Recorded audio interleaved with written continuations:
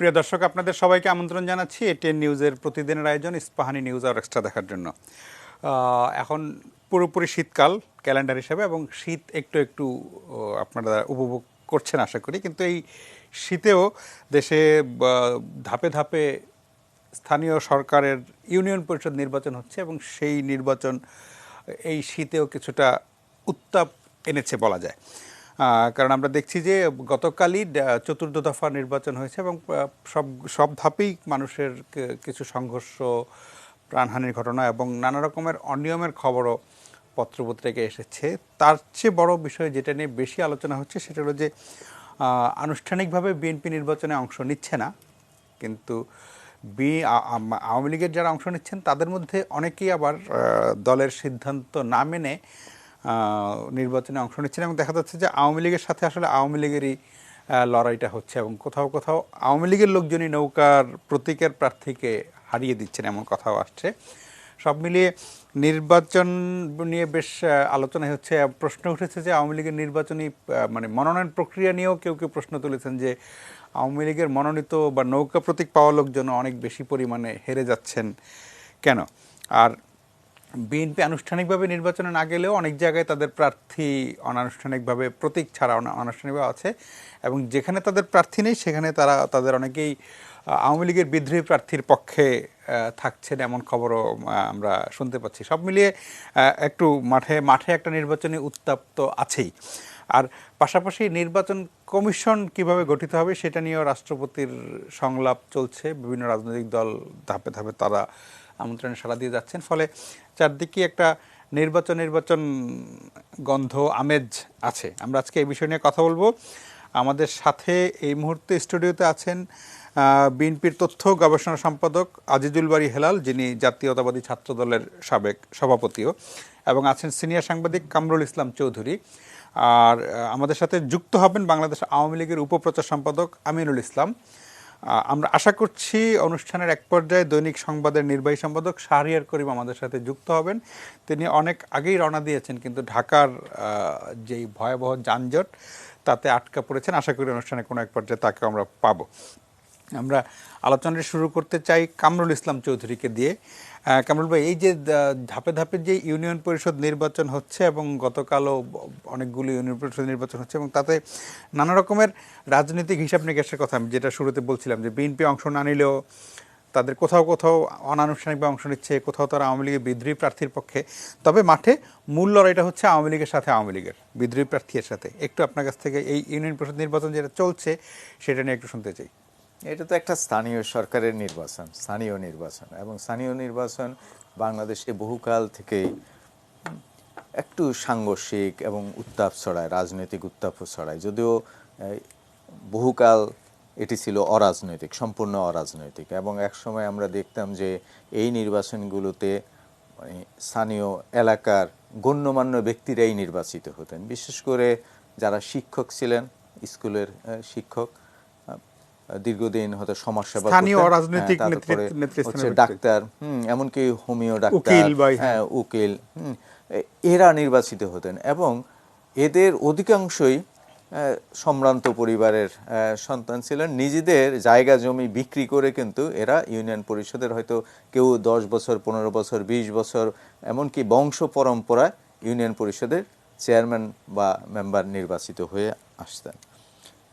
মানে বেশ বলা যায় 90-এর দশকের পর থেকেই আমরা দেখি যে এক্ষেত্রে একটা বিবর্তন, এবং সেই বিবর্তনটা আসলে মানে তার যে সুবাতাস, গণতান্ত্রিক যে সুবাতাস, সেই সুবাতাসটা বয়ে আনতে পারে নাই, বরং এখানে মাসেলম্যান, তারপরে যারা এলাকায় মানে অন্যভাবে প্রভাব প্রতিপত্তি ছড়ায় এবং ভূমি দখল করে, হ্যাঁ, ইজারাগুলো নেন, হাট বাজারগুলো দখল করেন, দোকানপাট দখল করেন, এই ব্যক্তিবর্গদের সমাহার আমরা বছরের পর বছর, বিশেষ করে গত 15-20 বছর ধরে আমরা দেখি ইউনিয়ন পরিষদের নির্বাচনগুলো, স্থানীয় নির্বাচনগুলো মনে হয় যেন চিন্তায় হয়ে গেছে। তো এটি হচ্ছে আমাদের এই গণতন্ত্রের একটা বলা যায় অনুষঙ্গ, গণতন্ত্রের একটা বিকার। তো এই বিকারটা যে নির্বাচন কমিশন বা আমাদের যারা প্রশাসন, তারা কিন্তু সেইভাবে নিয়ন্ত্রণ করতে পারেন। আর রাজনৈতিক দলগুলো সাম্প্রতিককালে আবার দলীয় প্রতীকগুলো দেওয়া হচ্ছে। দলীয় প্রতীকে এই অরাজনৈতিক নির্বাচনগুলোকে রাজনৈতিক নির্বাচনের বাতাবরণের মধ্যে নিয়ে আসা হলো। এর ফলে সামাজিকভাবে আরেকটি ওই যে পাওয়ার স্ট্রাকচার যেটা, সেই পাওয়ার স্ট্রাকচারেও কিন্তু আমূল পরিবর্তন হলো। অর্থাৎ এক সময় হতদরিদ্র মানুষের পক্ষে যেই মানুষগুলো জনসেবার মন নিয়ে, মানবতার বাণী নিয়ে ধারে ধারে ঘুরে নির্বাচনী বৈতরণী পার হতেন এবং এলাকায় কিছু সামাজিক কাজ তারা করতেন, সেই কাজগুলো বা উন্নয়নমূলক কাজ করতেন, সেই কাজগুলো কিন্তু দেখা গেল যে অন্য একটা সামাজিক শক্তির কাছে চলে গেল। যেই সামাজিক শক্তি বলা যায় মাসল পাওয়ারের উপরে মূলত নির্ভরশীল। আর রাজনৈতিক, হয়তো তারা রাজনৈতিক কালার নিয়ে, জার্সি নিয়ে নামেন, কিন্তু আসলে তারা রাজনৈতিক দলগুলোর যে মৌল স্পিরিট, সেই স্পিরিটের সঙ্গে, চেতনার সঙ্গে, বা এই যে আমাদের স্বাধীনতার চেতনার কথা বলি, ওই যে এবারের সংগ্রাম মুক্তির সংগ্রাম, এবারের সংগ্রাম স্বাধীনতার সংগ্রাম, ওই বঙ্গবন্ধুর ওই আপ্তবাক্যগুলোর ধারে কাছেও কিন্তু তারা নেই। এই যে আওয়ামী লীগের সঙ্গে আওয়ামী লীগের যে নির্বাচনী লড়াই, সেখানে তো এদের প্রত্যেকেই ওই যে মুক্তির সংগ্রাম যেটা, অর্থনৈতিক মুক্তি অথবা বৃহত্তর অর্থে যে মুক্তির কথা আমরা স্বাধীনতার পূর্বকালে স্লোগান দিয়েছি, চিকা মেরেছি, সেই থেকে কিন্তু আমরা যোজন মাইল দূরে সরে আসলাম। বরং এখন নিজেদের অর্থনৈতিক মুক্তি উপার্জনের একটা উপায় হিসেবে আমরা এই নির্বাচনগুলোকে দেখি, এবং সেই কারণেই সংঘর্ষটা অনেক বেশি মাত্রায়। আগে সংঘর্ষ হতো, সেই সংঘর্ষগুলো কিন্তু খুবই ছোটোখাটো সংঘর্ষ, কিন্তু এখন যে সংঘর্ষগুলো হয় সেগুলো কিন্তু রক্তাক্ত, সেগুলো কিন্তু একেবারে অ্যাক্রিমোনিয়াস। তো এই যে এক ধরনের অ্যাট্রোসিয়াস একটা অ্যাটমসফিয়ার, এটা আমাদের স্থানীয় সরকার নির্বাচনগুলো, যেই নির্বাচনগুলো সাদামাটা নির্বাচন হবার কথা, নির্বাচনের পরের দিন ভুলে যাবার কথা যে আমি তোমার সঙ্গে নির্বাচন করেছি, আমি হয়তো পরাজিত হলাম, তোমাকে বিজয়ের বর মানল দিয়ে আবার আমরা দুজন একসঙ্গে সমাজসেবায় নিয়োজিত হলাম। সেই চেতনা থেকে, সেই চৈতন্য থেকে কিন্তু আমরা বহু অনেক দূরে সরে এসেছি।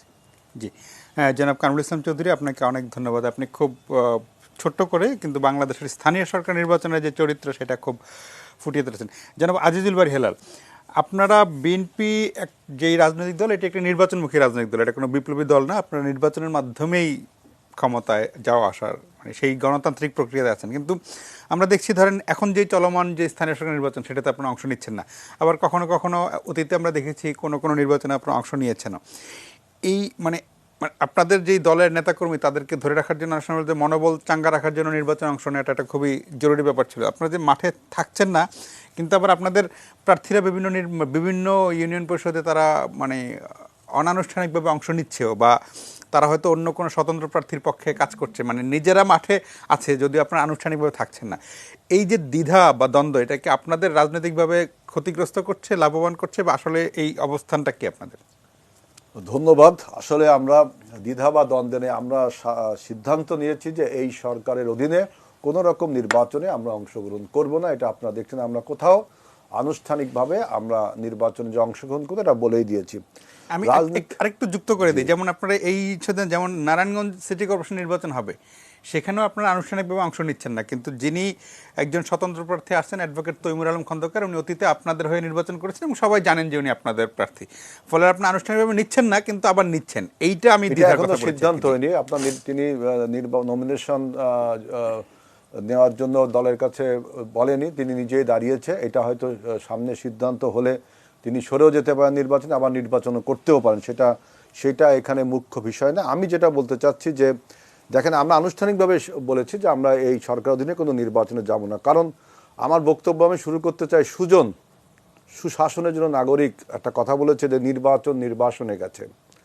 আপনার গত পরশুদিন বাংলাদেশের একজন বিশিষ্ট অর্থনীতিবিদ এবং সাবেক উপদেষ্টা ডক্টর আকবর আলী খানও বলেছিল গণতন্ত্রকে সুসংহত করতে এবং ভালো করে বলেছিলেন, যদিও গণতন্ত্র বাংলাদেশে নেই, তিনি সুসংহত করার কথা বলেছেন। এরকম একটি পরিস্থিতিতে বাংলাদেশে কোনো নির্বাচন যে হচ্ছে না, আপনি দেখেন সবচেয়ে বড় জিনিস হলো নির্বাচনের সহিংসতা। ভাই বললেন যে এটা হয় এবং এটা 90 দশকের কথা উনি বলেন, আমি ওনার সাথে একমত, সবই ঠিক আছে, কিন্তু 2014 সাল এবং 2018 সালের জাতীয় নির্বাচন যেভাবে বাংলা একটি মানে ভোট চুরির একটা মহাকাব্য রচনা হয়েছে, সেটাই সংক্রমিত হয়েছে কিন্তু আজকে স্থানীয় পরিষদ নির্বাচন। আপনি দেখেন যে নৌকো মার্কার প্রার্থী তারা কিন্তু আনকনটেস্টেড হচ্ছে, এবং আমি এই পর্যন্ত দেখলাম প্রায় 1400-র মতো আনকনটেস্টেড হয়েছে চতুর্থ ধাপে।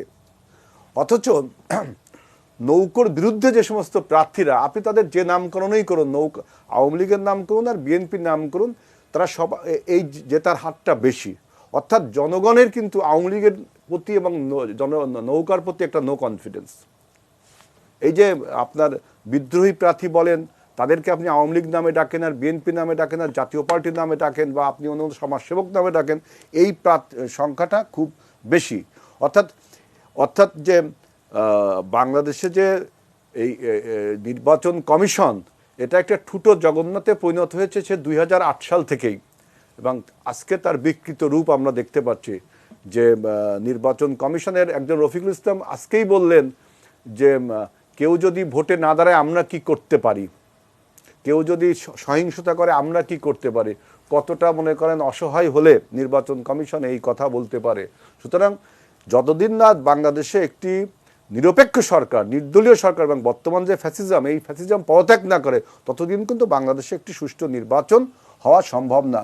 নির্বাচনে আপনি দেখেন যে আওয়ামী লীগের বিরুদ্ধে যে আপনার জনগণের নো কনফিডেন্স, এই জন্য কিন্তু আওয়ামী লীগ এবং মানে বর্তমান যে ফ্যাসিজম, এরা কিন্তু কোনো নির্বাচনই, একটা নির্বাচনের নামে একটি প্রহসন, নির্বাচনের নামে একটি নাটক, নির্বাচনের এটা কোনো এইগুলো কোনো নির্বাচন না বা জনগণের মতামত প্রতিফলনের বিষয় না। বিষয়টা হলো যে আওয়ামী লীগের প্রার্থীগণ 2014 সালে এবং 2018 সালে জাতীয় নির্বাচনে যেভাবে ভোট কারচুপি করে ভোটারবিহীন নির্বাচন করে মানুষকে অস্ত্র থেকে বসিয়ে দিয়েছে, ঠিক একইভাবে তারা ইউনিয়ন পরিষদগুলোতেও এই কাজটি করছে। সুতরাং এই নির্বাচনে যাওয়া আমাদের পক্ষে না যাওয়া সমান। সুতরাং আমাদের একটাই দাবি যে আমরা যদি এই দেশে একটি নির্দলীয় নিরপেক্ষ সরকার আমরা প্রতিষ্ঠা করব এবং সেই সরকারের মাধ্যমে একটি নির্বাচন কমিশন প্রতিষ্ঠা করব জনগণকে নিয়ে, এবং সেই নির্বাচন কমিশনের মাধ্যমে ইনশাল্লাহ আমরা আবার একটা ভালো ভোটের কালচারে আমরা ফিরে আসতে পারবো। জি জনাব আজিজুল বের, আমার একটু মানে আপনার কথা শুনতে শুনতে মনে হলো যে আপনারা যে দাবি করছেন সেই দাবিটা মানে নির্দলীয় নিরপেক্ষ তত্ত্বাবধায়ক সরকার প্রতিষ্ঠার ব্যাপারে আপনারা কি করছেন এবং আপনারা কতদিন অপেক্ষা করবেন? আপনারা বলেন যে বর্তমান সরকারের পতন, মানে কতদিন অপেক্ষা করবেন নির্বাচনে অংশ নেওয়ার জন্য? মুভমেন্ট, পলিটিক্স তো কোনো সার্টেন টাইম দিয়ে হয় না। যে একবার আওয়ামী লীগ বলছে 30শে এপ্রিল ডেডলাইন, এরকম অনেক পলিটিক্যাল পার্টি রেটরিক করে। আসলে পলিটিক্স একটা ডাইনামিক্স আছে, এইটার আপনার কখন কোথায় কিভাবে আন্দোলনটা আপনার স্ফুলিঙ্গের মতো চারিদিকে সরিয়ে যাবে এটা কেউই জানে না। সুতরাং আমাদের যে রাজপথে প্রতিবাদ করার, আমরা প্রতিবাদ করছি রাজপথে, এবং সরকারের বিভিন্ন রকম দমন পীড়নকে আমরা উপেক্ষা করে বা দমন পীড়নের মধ্যেই কিন্তু জনগণকে সাথে নিয়ে আমরাই একমাত্র দল এই ফ্যাসিজমের বিরুদ্ধে 2009 সাল থেকে আমরা আন্দোলন করছি। এখন কখন এটা ফলপ্রসূ হবে বা নির্দলীয় নিরপেক্ষ সরকার জনগণের যে দাবি সেটা পালন হবে, এটা আপনার সময়ই বলে দিবে। এটা এখান থেকে বসে বলা যায় না আমি সেটা বুঝছি যে সম্ভব না। জি না, কিন্তু আপনারা যেই রাজপথে যে আন্দোলনটি করছেন, এই আন্দোলনটা কি যথেষ্ট আওয়ামী লীগের উপর সেই রকমের চাপ দেওয়ার জন্য যে তারা তত্ত্বাবধায়ক সরকারের দাবি মেনে নিবে অথবা পদত্যাগ করবে, অথবা মানে আপনারা যা যা দাবি করছেন, আপনাদের রাজপথের আন্দোলন আপনারা করছেন এবং সেই ধারাবাহিক আন্দোলনে আছেন, সেটা আমি মানছি, কিন্তু সেটা কি যথেষ্ট আন্দোলন যেটা আপনারা মানে তাদেরকে যথেষ্ট বলতে পারেন কিনা জানি না। তবে আপনি দেখেন, শুধু আমরা না, বাংলাদেশের জনগণ বা বিএনপি না, আমাদের পৃথিবীর পরাশক্তিসম দেশ আমেরিকা, তিনিও বলছেন যে বাংলাদেশে গণতন্ত্র মানবাধিকার নেই। বিভিন্ন দেশও কিন্তু বলছে, সুইডেনের একটা মানবাধিকার সংগঠন বলছে বাংলাদেশে মানবাধিকার নেই।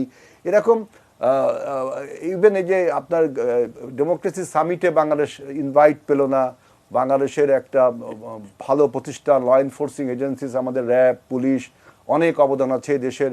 সেই প্রতিষ্ঠানটাকে মেলাইন করা হলো, সেই প্রতিষ্ঠানের বিরুদ্ধে নিষেধাজ্ঞা দেওয়া হলো। অর্থাৎ আমরা শুধু না, আমরা যে আন্দোলন করছি রাজপথে, যে এই গভর্নমেন্ট মেশিনারিজের বিরুদ্ধে, গভর্নমেন্ট মেশিনারিজ তো না, এগুলো এখন আওয়ামী লীগের মেশিনারিতে পরিণত হয়েছে, এই যে দলীয় বাহিনীতে, তাদের বিরুদ্ধেও আমরা কথা বলছি।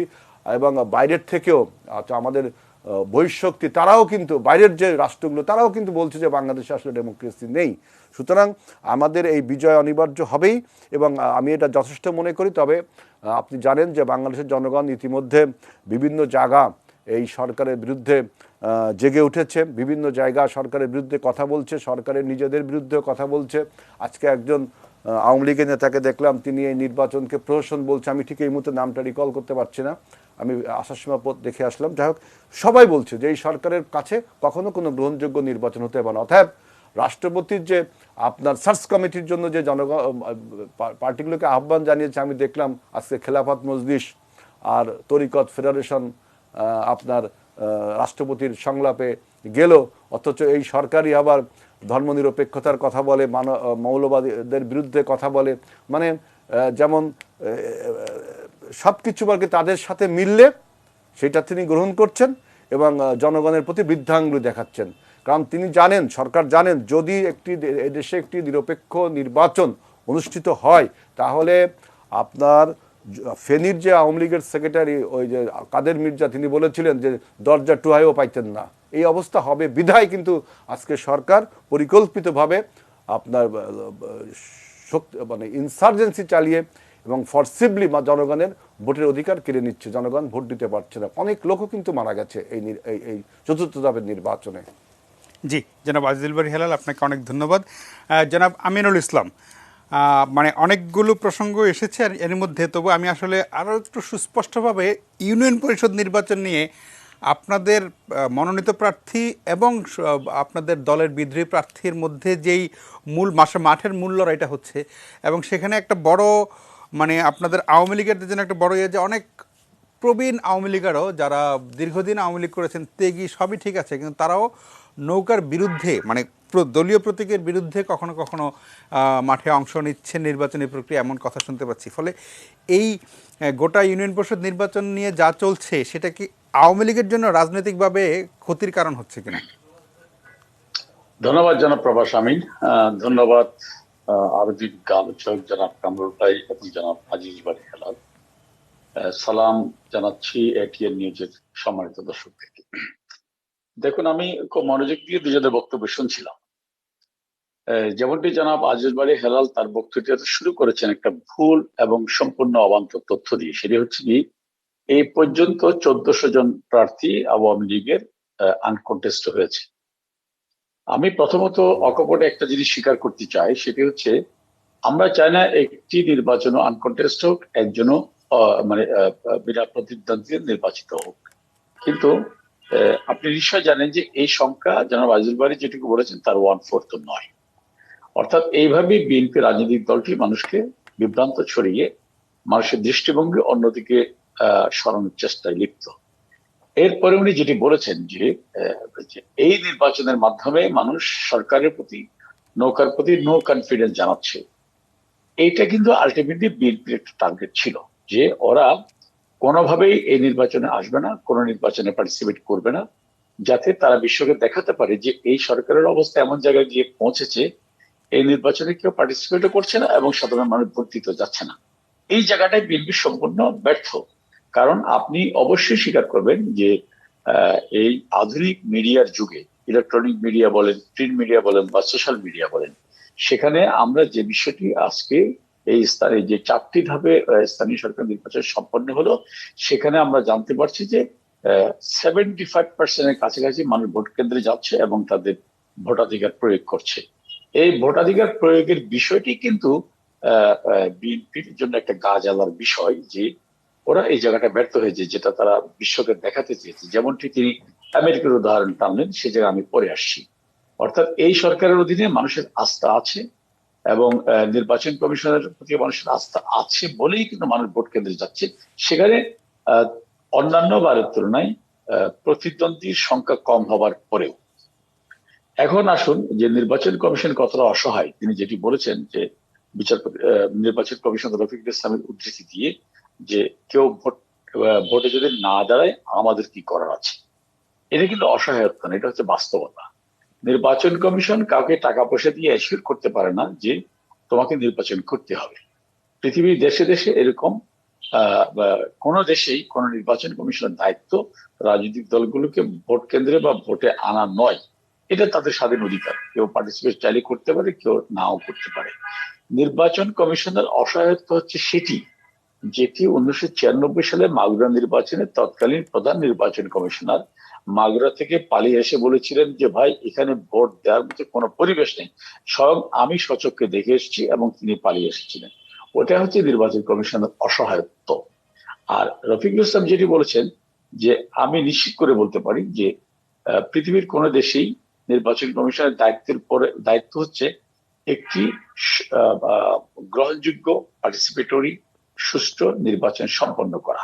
সেখানে কয়টি রাজনৈতিক দল অংশগ্রহণ করবে, একটি ইউনিয়ন পরিষদে বা একটি পার্লামেন্টারি আসনে কয়জন ব্যক্তি প্রতিদ্বন্দ্বিতা করলে সেটি বৈধ হবে, এমন কোনো কিছু গণতন্ত্রের কোনো সংখ্যায় নেই, আমাদের সংবিধানও দেখা নেই। এবং এবং উনি আমেরিকার যে বক্তব্যটি এখানে খুব হাসি মনে উদ্ধৃত করলেন খুব উৎফুল্ল ভাবে, যে আমেরিকা আমাদের র্যাবের উপরে একটা স্যাংশন দিয়েছে। একই সাথে কিন্তু তার পরের দিনই যে আমেরিকান পররাষ্ট্র দপ্তর থেকে এটাও অ্যাপ্রিসিয়েট করা হয়েছে যে বাংলাদেশে অতীতে সন্ত্রাস অনেক কমে এসছে এবং সন্ত্রাস দমনে র্যাবের ভূমিকা প্রশংসনীয়। যদিও বা আমি আমেরিকান সার্টিফিকেটটাকে খুব একটা গুরুত্ব দিতে চাই না, এই কারণেই আমেরিকার সাথে আমাদের সম্পর্ক আছে, ব্যবসায়িক সম্পর্ক আছে, আমরা সন্ত্রাস দমনে যতভাবে কাজ করছি সবই ঠিক আছে। কিন্তু আমি যদি 71-এর কথা মনে করি তাহলে কিন্তু, এবং পৃথিবীর দেশে দেশে আমেরিকার যে গণতন্ত্রের যে সংখ্যা, যখন আমেরিকা সন্ত্রাস দমনের নামে ইরাকে ঢুকে এবং সেই ইরাকে আক্রমণ করার প্রতিবাদে জাতীয় সংসদে সে সময় যখন তৎকালীন বিরোধী দলীয় নেতা আজকের মাননীয় প্রধানমন্ত্রী একটি নিন্দা প্রস্তাব আনতে চেয়েছিলেন, তখন কিন্তু তারা আমেরিকা গোসা করতে পারে, সে কারণে কিন্তু সেই নিন্দা প্রস্তাবও উত্থাপন করতে দেয়নি। সুতরাং এই পৃথিবীর দেশে দেশে আমেরিকার এই নীতিগুলো যদি আমরা পর্যালোচনা করি তাহলে দেখবো যে আমেরিকান সেই ডেমোক্রেসি সামিটে ইনভাইটেশন না দেওয়া অথবা তাদের এই স্যাংশন গুলোকে আমি মনে করি না যে এটা একটা দেশের চূড়ান্ত কোনো সিদ্ধান্তের বিষয় হতে পারে। তাছাড়া বিএনপি প্রচারের রাজনৈতিক দলের কাছ থেকে সেটা তারা করতে পারে, কারণ আপনার নিশ্চয় মনে আছে যে দেশের ক্ষতিটা তাদের কাছে কখনো নয়, দেশের যত ক্ষতি হোক তাতে কিছু যায় আসে না, তারা চায় ক্ষমতা। তারই প্রমাণ হচ্ছে যে বেগম জিয়া যখন বিরোধী দলের নেত্রী ছিলেন তখন তিনি আমেরিকান সিনেটের কাছে নিজে চিঠি লিখেছিলেন যেন তারা আমাদের বাংলাদেশ যেটা সবচেয়ে বেশি আমরা বৈদেশিক মুদ্রা অর্জন করি সেই গার্মেন্টস কার্ড অর্থাৎ সেই কোটা যেন বাতিল করে দেয়। সুতরাং যে দলের নেতা একটি দেশের বিরুদ্ধে, দেশের অর্থনীতির বিরুদ্ধে নিজেদের ক্ষমতার আসার সম্ভাবনাকে জাগিয়ে তোলার জন্য, ক্ষমতাসীন দলকে বিপদে ফেলার জন্য এরকম চিঠি লিখতে পারে, তাদের কাছ থেকে আমরা আমেরিকার এই ধরনের সেকশনে তারা উৎফুল্ল হবে, এটা স্বাভাবিক, সেটা আমি নতুন কিছু মনে করি না। এখন আমি আরেকটি বিষয় নিয়ে যেটা বলতে চাচ্ছি সেটা হচ্ছে নির্বাচন ধর্ম নিরপেক্ষতার একটি কথা তিনি বলেছেন যে আওয়ামী লীগ ধর্ম নিরপেক্ষতা চায়, কিন্তু আবার খেলাফতে মসজিদের শতভাগ তরিকত ফেডারেশনকে মহান রাষ্ট্রপতির সাথে সংলাপে যায়। আমি কিন্তু আমাদের ধর্ম নিরপেক্ষতা চাওয়ার চেয়ে, এটা আমাদের মূলনীতি, বাংলাদেশেরও মূলনীতি ছিল, এইটার সাথে কিন্তু তরিকত ফেডারেশন অথবা খেলাফতে মজলিসের মহামান্য রাষ্ট্রপতির ইনভাইটেশনে যাওয়ার মধ্যে কন্ট্রাডিকশনটা কোথায় আমি সেটা ঠিকভাবে বুঝতে পারিনি। আশা করি জনাব আজিজুল বারী হেলাল সেটা আমাদেরকে ক্লিয়ার করবেন। কারণ ধর্ম নিরপেক্ষতার অর্থ হচ্ছে এই, যেটুকু আমি সোজা বাংলায় বুঝি, রাষ্ট্রের কোনো ধর্ম থাকবে না, অর্থাৎ রাষ্ট্র উদ্যোগে কোনো ধর্মকে প্যাট্রোনাইজ করবে না, কিন্তু সে রাষ্ট্রের প্রতিটি নাগরিক স্বাধীনভাবে তাদের ধর্ম পালন করবে, সেখানে রাষ্ট্র কোনো ধরনের বাধা দিবে না। এটা হচ্ছে ধর্ম নিরপেক্ষতার মূল স্প্রিং। সেই জায়গায় খেলাফতে মজলিস অথবা অন্য যে কোনো রাজনৈতিক দল মহামান্য রাষ্ট্রপতির সাথে সংলাপে যাওয়ার মধ্যে আওয়ামী লীগের ধর্ম নিরপেক্ষতার সাংঘর্ষিক জায়গাটা কি দাঁড়ালো সেটা কিন্তু আমার মাথায় ঢুকছে না। এবং এই জায়গাটা যদি তারা ক্লিয়ার করতেন তাহলে হয়তো আমি আমার মনে আচ্ছা, হয় যে আমরা আরো পরবর্তীতে বেশি আমরা যখন আবার আজিজুল ভাইয়ের কাছে যাব তখন চেষ্টা করব, যদিও আমরা আজকে আলোচনাটা নির্বাচন হ্যাঁ কেন্দ্রিক করতে হ্যাঁ চাই। জি হ্যাঁ এবং এবং যা মাঝির বাড়ি আরেকটি কথা বলেছেন যে এই সরকারের প্রতি মানুষের নো কনফিডেন্স যাচ্ছে, এবং আমি শুধু তার কাছ থেকে জানতে চাই যদি সরকারের প্রতি মানুষের এবং সমস্ত রাজনৈতিক দলগুলোর এত নো কনফিডেন্স হয়, তাহলে কেন আজকে 18 দলীয় জোটগুলো একটির পর একটি তাদেরকে ছেড়ে যাচ্ছে? এটা কি সরকারের প্রতি নো কনফিডেন্স নাকি বিএনপির প্রতি মানুষের নো কনফিডেন্স? এই জায়গাটাও তাদের আমি মনে করি ভাবতে হবে। আচ্ছা, কারণ জি ওরা এই জায়গাটাও আমি মনে করি তাদের জন্য ভাবার একটা বিষয়। সরকারের প্রতি নো কনফিডেন্স হলে তো আমাদের আমাদের সাথে যে জোটগুলো আছে তারা আমাদেরকে সরে যেত। এরা বিভিন্ন জায়গায় জনাব আমাদের আমিনুল ইসলাম, আমি একটা জিনিস মানে প্রশ্ন জানতে চেয়েছিলাম যে মানে বর্তমান যে ইউনিয়ন পরিষদ নির্বাচন হচ্ছে নৌকা বনাম বিদ্রোহী আওয়ামী লীগ, তাতে আওয়ামী লীগের মাঠ পর্যায়ে সাংগঠনিক না কাজে কোনো না ক্ষতি আমি হচ্ছে? না আমি সে জায়গায় আসছি। হ্যাঁ, এটা অস্বীকার করার কোনো জায়গা নেই যে বিভিন্ন জায়গায়, এবং এটা আমরা এই উপনির্বাচনে দেখেছি, আমাদের দলীয় ফোরামে সেটা আলোচনা হয়েছে বিভিন্ন জায়গায়। আসলে তো আমাকে স্বীকার করতে হবে যে আওয়ামী লীগ একটা multi class organisation. Awami League কিন্তু শ্রেণীভিত্তিক সংগঠন নয় যে এখানে দলের জন্য সবাই মানে সব সিদ্ধান্তগুলো নির্ভুল হবে। অনেক জায়গায় কিছু কিছু সিদ্ধান্ত প্রভাবিত হয়েছে, সেখানে কিছু যোগ্য প্রার্থী বাদ যাচ্ছে, অনেক ত্যাগী লোকজন বাদ যাচ্ছে, এবং সেখানে অনেক জায়গায় তারা স্বতন্ত্র প্রার্থী হচ্ছে। কিন্তু আওয়ামী লীগের সামনে আবার দলের শৃঙ্খলা রক্ষার জন্য তাদের প্রতি সাংগঠনিক ব্যবস্থা নেওয়ারও বিকল্প নেই। আওয়ামী লীগ সেটাও সাংগঠনিক ব্যবস্থা নিচ্ছে, এবং অতীতেও দেখা গিয়েছে আওয়ামী লীগ বারবারই এই ধরনের দলীয় শৃঙ্খলা বিধি কাজ যারাই করেছে তাদের বিরুদ্ধে সাংগঠনিক সিদ্ধান্ত নিয়েছে। এই সিদ্ধান্তের কারণে দিব্য চোখে দেখলে মনে হতে পারে দল ক্ষতিগ্রস্ত হচ্ছে, কিন্তু ফাইনালি দেখা গিয়েছে যে আওয়ামী লীগ ক্ষতিগ্রস্ত হয়নি। কারণ আপনার নিশ্চয় মনে আছে অনেক বাঘা বাঘা নেতারা কিন্তু আওয়ামী লীগের সিদ্ধান্তের বিরুদ্ধে করে আওয়ামী লীগ ছেড়ে গিয়েছে, অথবা বিভিন্ন অসাংগঠনিক বা অনৈতিক কর্মকাণ্ডের কারণে আওয়ামী লীগ তাদেরকে দল থেকে বহিষ্কার করেছে। কিন্তু দিন শেষে দেখা গিয়েছে আওয়ামী লীগ হিসেবেই বাংলাদেশের সর্ববৃহৎ রাজনৈতিক দল হিসেবে এখনো টিকে আছে। এবং জনাব আজিজুল বারী যেটি বললেন যে যিনি যে ব্যাখ্যাটা দিলেন যে আমরা এই সরকারের প্রতি নো কনফিডেন্স এবং আমরা কোন নির্বাচনে যাব না, আমরা এই সরকারের পতন ঘটাবো, এটা তাদের গণতান্ত্রিক অধিকার। তারা যদি সেই ধরনের আন্দোলন করতে পারে, মানুষ যদি তাদের ডাকে সাড়া দেয়, এটা অবশ্যই আমাদের রাজনৈতিক ব্যর্থতা, সেটা নিয়ে আমি বলতে চাই না। কিন্তু আজিজুল বারী হেলাল ভাইকে এটাও দেখতে হবে যে আজকে তাদের সিদ্ধান্তটা কতটুকু স্ববিরোধী। যেমনটি আপনি নারায়ণগঞ্জের কথা বললেন যে সেখানে একটা জেলা বিএনপির আহ্বায়ক, উনি এক সময়ের বিএনপির অনেক কেন্দ্রীয় নেতা ছিলেন এবং সম্ভবত চেয়ারপারসন উপদেষ্টা, তিনি আজকে দাঁড়িয়েছেন, এবং আমরা দেখেছি যে বিএনপির সব স্তরের নেতা কর্মীরা সেখানে পার্টিসিপেট করেছে। এমনকি তাদের একটা ঘরোয়া মিটিং এ নারায়ণগঞ্জে বিএনপির নেতা এই বক্তব্য দিয়েছে, যেটা ভাইরাল হয়েছে সব জায়গায়, যে তৈমুর আলম খন্দকারের পক্ষে যিনি ভোট করবেন না তাকে নারায়ণগঞ্জ শহর ছাড়া হবে, এই ধরনের হুঙ্কার দেওয়া হয়েছে। এরপরও যদি বলা হয় যে বিএনপি তাকে সাপোর্ট করছে না, আমি মনে করি যে এই যে স্ববিরোধিতার দৃষ্টান্ত বাংলাদেশের পলিটিক্সে খুব কম পাওয়া যাবে।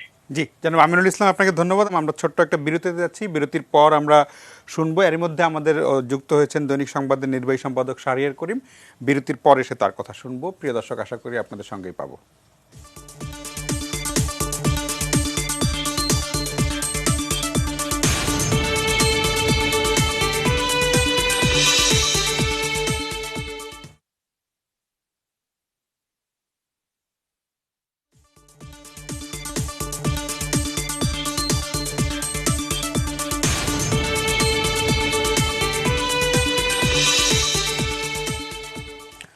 প্রিয় দর্শক, ফিরে এলাম আলোচনায়। কথা বলছিলাম দেশ জুড়ে যে ধাপে ধাপে ইউনিয়ন পরিষদ নির্বাচন হচ্ছে, গতকাল তার চতুর্থ ধাপের নির্বাচন হয়েছে। সেই নির্বাচনের নানা দিক নিয়ে জনাব শাহরিয়ার করিম, বিরতির আগে জনাব আমিনুল ইসলাম যেমনটি বলছিলেন, আপনি হয়তো একটু শুনতে পেরেছেন, এবং বিরতির আগে আজিজুল বারী হেলাল বলছিলেন একটি কথা খুব বেশি আসছে যে বিনা প্রতিদ্বন্দ্বিতায় নির্বাচিত হওয়া, এই সংখ্যাটা আস্তে আস্তে বাড়ছে। যদিও সংখ্যা নিয়ে আজিজুল বারী হেলালের সাথে আমিনুল ইসলাম দ্বিমত করেছেন, কিন্তু সংখ্যাটা বাড়ছে আগের চেয়ে। যেমন ইলেকশন কমিশন বলছে যে কেউ যদি না আসে আমরা আসলে কী করবো, এবং সংবিধানে এটার কোনো বাধা নেই। কিন্তু আবার সত্যি কথা যে ধরেন মানুষ ভোট দিয়ে কাউকে নির্বাচিত করবে, এটাই তো আসলে মূল স্পিরিট। কিন্তু যখন না আসে, এই যে না আসার একটা সংস্কৃতি, বিনা প্রতিদ্বন্দ্বিতায় নির্বাচিত হওয়া, এটা তো আমাদের নির্বাচনী যে কালচার সেটার সাথে আসলে যায় না কোনোভাবে। এটা আইনগত বাধা নেই যেমন বলা যায়, আবার সংবিধানে তো প্রত্যক্ষ ভোটে নির্বাচনের কথাই বলা হয়েছে, ফলে এখানে কিন্তু এটা সাংঘাতিক এটা মানে স্ববিরোধিতাও আছে আর কি। কিন্তু আমরা তো আসলে সংস্কৃতির এমন জায়গায় চলে গেছে যে বাংলাদেশের একটি বড় দল বিএনপি নির্বাচনে অংশ নিচ্ছে না, ফলে আসলে বিনা প্রতিনিধিত্বের কালচারটা অনেক বেশি ছড়িয়ে যাচ্ছে। আমি দায় বিএনপিকে দিচ্ছি না, তাদের একটা রাজনৈতিক অবস্থান, তারা বলছে তারা নির্বাচনে যাবে না, কিন্তু কোনো না কোনোভাবে তো আবার যেটা নির্বাচন কমিশন যেটা বলছে তারা তো আর কাউকে জোর করে প্রার্থী করবে না, যার ইচ্ছা করবে না হলে করবে না। এই জায়গাতে একটা খুব যেমন আপনাদের বলে যে কয়েকদিন আগে চট্টগ্রামের একটা অবস্থা শুনছিলাম যে মানে সব প্রার্থী জামানত হারিয়েছে, মানে মানুষ ভোট দিতে যায়নি, কিন্তু তারপরে তো একজন জামানত হারিয়ে নির্বাচিত হয়েছে, এমন সংস্কৃতি হয়েছে। ফলে নির্বাচনী ব্যবস্থাটা নিয়ে কিন্তু নানা রকমের অনেকগুলো প্রশ্ন উঠে এসেছে আসলে, সেই জায়গাতে একটু আপনার কাছে শুনতে চাই। প্রথমে যে বিনা প্রতিদ্বন্দ্বিতার কথা বললেন, এখন এখানে দু ধরনের সমস্যা। এখন বিনা প্রতিদ্বন্দ্বিতায় কেন নির্বাচিত হচ্ছে, এটা একটা বড় কারণ ধরেন বিরোধী দল নির্বাচন আনুষ্ঠানিক ঘোষণা দিয়ে নির্বাচন করছে না, কিন্তু তাদের কেউ কেউ স্বতন্ত্রভাবে নির্বাচন করছেন কোথাও কোথাও। এখন বিরোধী দল না থাকলে মানে একটা, যেহেতু এখন আমাদের এই তৃণমূল পর্যায় পর্যন্ত দলীয় প্রতীকে নির্বাচন হয়, ইউনিয়ন পরিষদের চেয়ারম্যান দলীয় প্রতীকে হয়, দলীয় প্রতীক। সেই কারণে ধরেন রাজনৈতিক দলের অংশগ্রহণ না থাকলে এক ধরনের শূন্যতাও তৈরি হয়। আবার ধরেন যেই জায়গায় আওয়ামী লীগের একজন প্রার্থী দলীয় প্রতীক পেয়েছেন, এখন সে মনে করেন বিরোধী দল নাই, তা আমার দলে বিদ্রোহী প্রার্থী কেন থাকবে, সে হয়তো কোনো কারণে প্রভাব খাটিয়ে বাকিদেরকে কোনো না কোনোভাবে বসিয়ে দেন। আবার যেই জায়গায় দলীয় প্রার্থীর সেই শক্তি নেই, সেই প্রভাব নেই, সেখানে বিদ্রোহীরা জিতে যাচ্ছেন। তো সমস্যাটা হচ্ছে ওই জায়গায়, এটা হচ্ছে একটা প্রধান জিনিস। দ্বিতীয় জিনিস হচ্ছে আপনি যেটা বলছেন নির্বাচন কমিশনের আসলে কিছু করার নেই। একটা জিনিস ঠিক, নির্বাচন কমিশনকে কেউ তো দাওয়াত করে নিয়ে আসতে পারবে না, কিন্তু আবার নির্বাচন কমিশনের তো কতগুলি দায়িত্ব আছে। এখন ওই যে আমিনুল ইসলাম যেটা বললেন যে নির্বাচনটা কি হবে, নির্বাচন কমিশনের দায়িত্ব কি সুষ্ঠু, নিরপেক্ষ এবং পার্টিসিপেটরি ইলেকশন। তো তার মানে নির্বাচন কমিশনের পার্টিসিপেটরি ইলেকশন, তার মানে নির্বাচন কমিশনের দায়িত্বের মধ্যে পড়ে যাতে এটা পার্টিসিপেটরি হয়।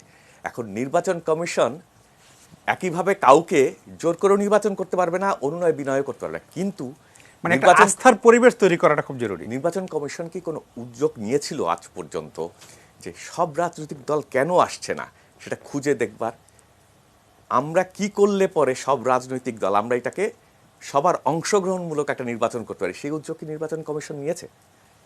এই নির্বাচন কমিশন বা এর আগের নির্বাচন কমিশন? সমস্যাটা সেই জায়গায়। এবং বাংলাদেশে নির্বাচন নিয়ে বিতর্কের একটা বড় কারণ আমার কাছে মনে হয় নির্বাচন কমিশন। নির্বাচন কমিশন তার দায়িত্ব পালন করছে কিনা। এখন দায়িত্ব পালন করার ক্ষেত্রে বড় কথা হচ্ছে প্রক্রিয়াগুলো ঠিক আছে কিনা।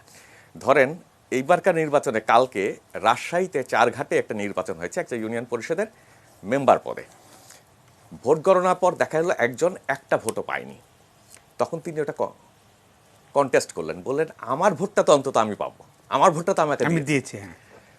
এবং সেটা তিনি মানতে চাচ্ছেন না, প্রতিবাদ করছেন। তারপর যিনি দ্বিতীয় হয়েছেন তিনিও প্রতিবাদ করছেন। তিনি বলছেন ওই লোকটা এর আগে নির্বাচন করে সদস্য নির্বাচিত হয়েছেন এবং ওনার অনেক ভোট আছে, ওনার পরিবার অনেক বড়, বংশ অনেক বড়, তো বংশের সবার ভোট পেলে তো ওনার ভোট 30-40টা ভোট হবে বা আরও বেশি হবে। পরে যে কারণে হোক মানুষজন বিক্ষোভ করেছে, তারপরে ভোট পুনর্গণনা হয়েছে। হওয়ার পর দেখা গেল উনি কয়েকশো ভোট পেয়েছেন, আর যিনি দ্বিতীয় ছিলেন তিনি জিতে গেছেন। পরে যারা দায়িত্বে ছিলেন তারা বলছেন এখানে বহু ভোট ভুলে গোনা হয় নাই। আচ্ছা, তো তার মানে প্রক্রিয়াগত সমস্যা আছে। এখন ধরেন এই নির্বাচনে যে সমস্যাগুলো হচ্ছে, যে অভিযোগগুলো আছে, নির্বাচন কমিশন, আমি জানি না আপনি শুনেছেন কিনা, কোন অভিযোগ তদন্ত করে দেখেছে? কোন জায়গায় বিনা প্রতিদ্বন্দ্বিতায় নির্বাচিত হচ্ছে, কেন নির্বাচিত হচ্ছে বিনা প্রতিদ্বন্দ্বিতায়? নির্বাচন কমিশন নিজে উদ্যোগ নিয়ে কখনো খোঁজার চেষ্টা করেছে যে সমস্যাটা কোথায়? আমাদের নির্বাচন কমিশনের সমস্যাটা হয়ে গেছে, এক সময় আমরা বিচার বিভাগ থেকে নির্বাচন কমিশনার নিয়ে আসতাম, এখন আনি আমলা থেকে। কিন্তু কয়েকজন আমলা কিন্তু আবার ভালো দায়িত্ব পালন করেছেন। ধরেন আমরা আবু হানার কথা বলি, তারপরে ধরেন এর আগের 2008 নির্বাচন কমিশন আমলারাই তো ছিলেন, সামরিক বেসামরিক আমলারা। হ্যাঁ, শামসুল হুদার যে কমিশন, হ্যাঁ, সেই নির্বাচন কমিশন অনেকগুলো ভালো নির্বাচন করেছে তো, এবং দলীয় সরকারের অধীনেও কিন্তু তারা দু একটা নির্বাচন করেছেন, সেই নির্বাচন নিয়েও কিন্তু অভিযোগ উঠেনি। না, আমার তো মনে আছে যে ধরেন এই যে 5টি সিটি কর্পোরেশন গাজীপুর, সিলেট, আমি যেগুলো সেটাই বিএনপি বলছি। প্রার্থীরা জিতে 2014 সালের এবং আগের সেই নির্বাচন কমিশনের কয়েকজন কমিশনার পরবর্তীকালে বলেছেন, আমরা তো কখনো সরকারের কাছ থেকে কোনো চাপ বা কোনো অন্যায় আবদার Feel পাইনি করিনি বা এবং পাইনি। চাপও অনুভব করিনি।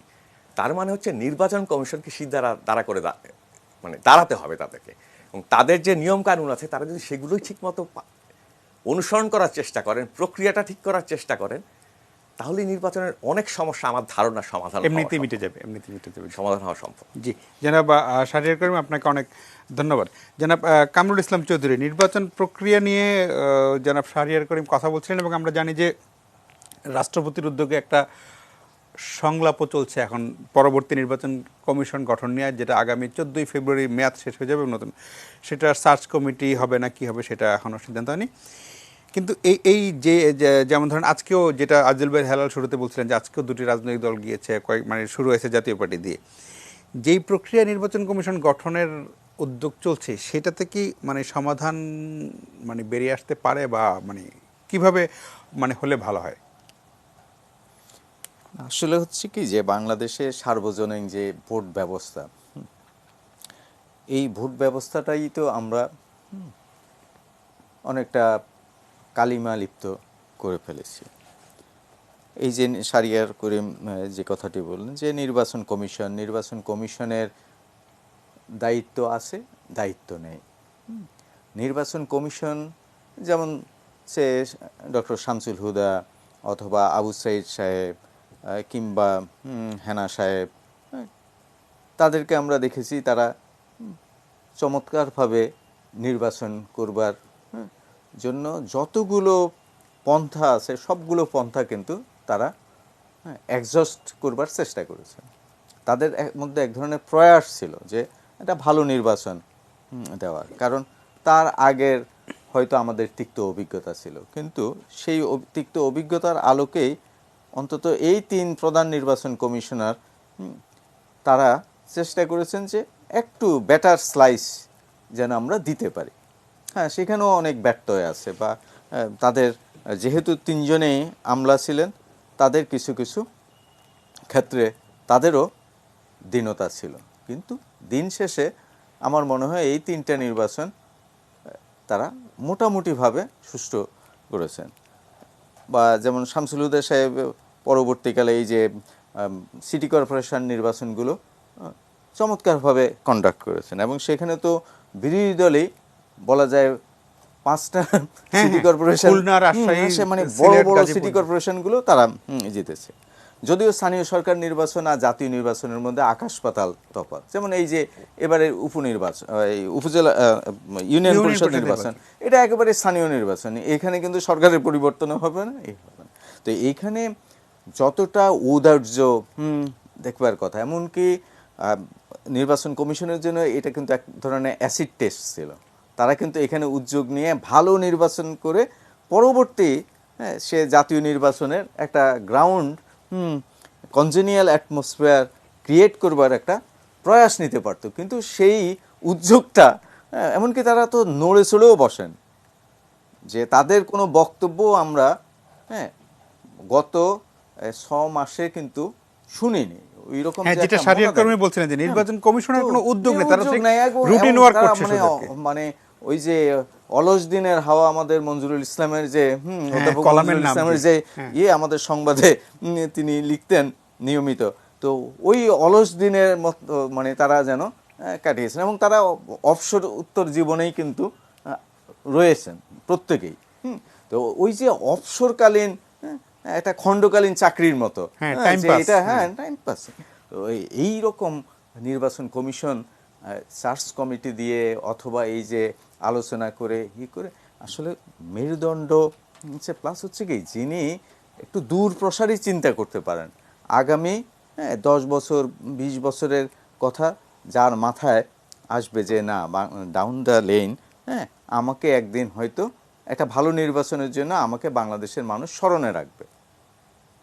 কারণ আসলে আপনি যেটা বলছেন এটা ঠিক, কারণ যারা নির্বাচন কমিশনার বা প্রধান নির্বাচন কমিশনার হন তাদের কিন্তু আর কিছু চাওয়ার নাই, তাদের চাকরি জীবন শেষ এবং এর প্রধান চাইতে তো নির্বাচন আর বড় উঁচু পদ কমিশন আর তো কোনো নাই। নিয়োগ পাবেন না তারা, তাই না? মানে এটা তো কিন্তু এই যে সংবিধানে আছে, আর কোনো নিয়োগ পাবেন না। জি, জীবনের শেষ প্রান্তে এসে অবসরকালে এই যে একটা কাজ, হ্যাঁ, সেই জাতির কাজটা আমি সুচারুভাবে সুসম্পন্ন করলাম, হ্যাঁ, তাহলে তো আমি জয়ের বরমাল্যটা আমি পাবো।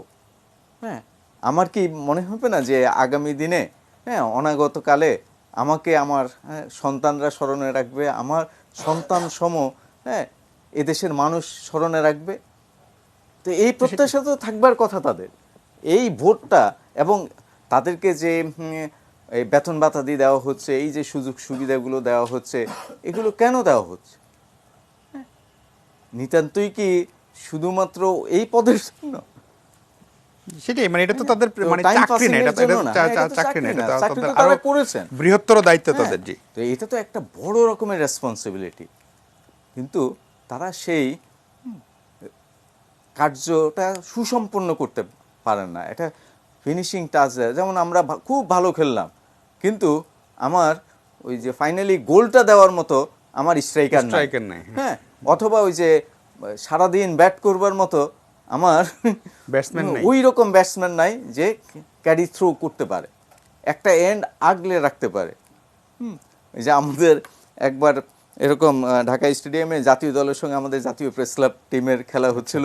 হ্যাঁ, তো সেই সময় আমাদের করিম ভাই দৈনিক বাংলার সিটি এডিটর ছিলেন, তিনি এক প্রান্ত আগলে রেখেছিলেন। মানে করিম ভাই না তারা ভাই, মানে ফজল করিম তারা না, ইনি ওই যে ভাষা আন্দোলনের সময় গ্রেপ্তার হয়েছিলেন। হ্যাঁ, তো উনি এক প্রান্তে প্রায় 150 বল খেললেন, উনি রান করেছেন হলো 22টা।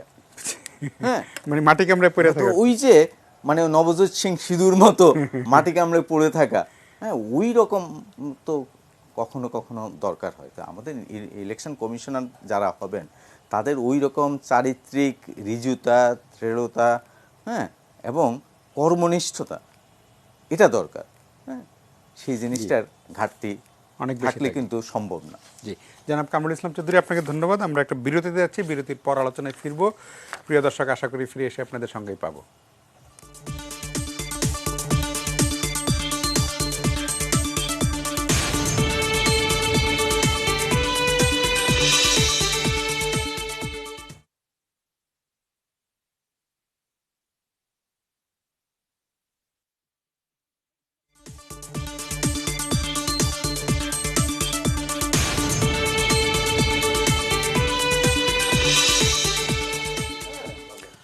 প্রিয় দর্শক, ফিরে এলাম আলোচনায়। কথা বলছিলাম বাংলাদেশে যে এখন ইউনিয়ন পরিষদ নির্বাচন চলছে সেটা নিয়ে, কিন্তু আলোচনা নির্বাচনের নানা দিক নিয়ে, নির্বাচনী প্রক্রিয়া, পরবর্তী নির্বাচন কমিশন ইত্যাদি ইত্যাদি অনেক কিছুর দিকে যাচ্ছে।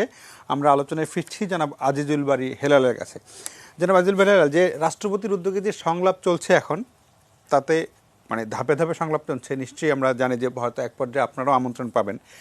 মানে ছোট্ট করে জানতে যে আপনারা আমন্ত্রণ পেলে যাবেন কিনা। আমি জানি যে এটা এই মুহূর্তে সিদ্ধান্ত না, এটা নিশ্চয়ই আরো বড় পরিসরের সিদ্ধান্ত হবে, তবে আপনাদের অবস্থানটা একটু যদি বোঝার চেষ্টা করে আপনারা যাবেন। আমরা পরিষ্কার করে বলছি still going on a mockery in the name of আপনার discussion, it's a kind of তামাশা। সুতরাং আমি আমার ব্যক্তিগত মতামত থেকে বলছি, বা আমার যে কলিগরা আছে তাদের মতামত হচ্ছে হাই ফ্রম হয়তো আরও বেশি, যে এই সংলাপে যাওয়া না যাওয়ার সময় আমি যে কথাটি বলছি, কামরুল ভাই কিছুক্ষণ আগে বলছিলেন যে ব্যাকবোন থাকতে হবে, হিম্মত থাকতে হবে নির্বাচন কমিশনের, এবং কয়েকটা কথা তিনি বলেছেন। যে দেশে ইনফোর্স অ্যাপিয়ারেন্স হয়, যে দেশে বিরোধী রাজনীতিকে মিসিং করা হয়, সবচেয়ে বড় উদাহরণ হলো আপনার ভায়োলেন্ট হচ্ছে আপনার যারা সরকারের বিপক্ষে কথা বলছে আমলারা বা বিরোধী দলকে। সবচেয়ে বড় উদাহরণ দেখেন বিচারপতি সুরেন্দ্রনাথ সিনহা, জোর করে তাকে বিদেশে পাঠিয়ে দেওয়া হলো। আপনার তারেক রহমানের বিরুদ্ধে একজন পক্ষে একজন জজ রায় দিয়েছিল, সে জজকে জোর করে দেশ থেকে বের করে দেওয়া হয়েছে। সুতরাং এই যে জোরপূর্বক যদি আপনি মানুষকে ডিসঅ্যাপিয়ার করে দেন, মিসিং করে দেন, তাহলে কে সাহস নিয়ে ওখানে যাবে? তারপরেও বিরোধী দল যারা আছে তারা সাহস নিয়ে সেখানে যাচ্ছে। আমি আমিনুল ভাইকে একটু বলতে চাই, ডয়েসে ভেলে একটা রিপোর্ট করেছে আজকে ডয়েসে ভেলে একটি রিপোর্ট করেছে যে এ পর্যন্ত চতুর্থ ধাপের নির্বাচন পর্যন্ত, আগামীকাল হয়তো পঞ্চম ধাপ, সেখানে 52 জন আছে আনকন্টেস্টেড, এ পর্যন্ত 1359 জন, দ্যাট মিনস অ্যাবাউট টু 1400। রং তথ্য না, রং তথ্য ডয়েসে ফেলে দিচ্ছে, আমরা তো পত্রিকা পড়ে বলছি। এবং আপনি জানেন যে ফেনীর দাগনভূয়ায় 5টা ইউনিয়নে আপনার আনকন্টেস্টেড হয়েছে আওয়ামী লীগ, এবং সেখানে জাতীয় পার্টির প্রার্থী আজকে বলেছে যে তার সন্তান এসে বলছে, আব্বু তুমি যদি ইলেকশন করো তাহলে আমাকে মেরে ফেলবে, তুমিও মরে যাবা, তুমি ইলেকশন থেকে সরে যাও।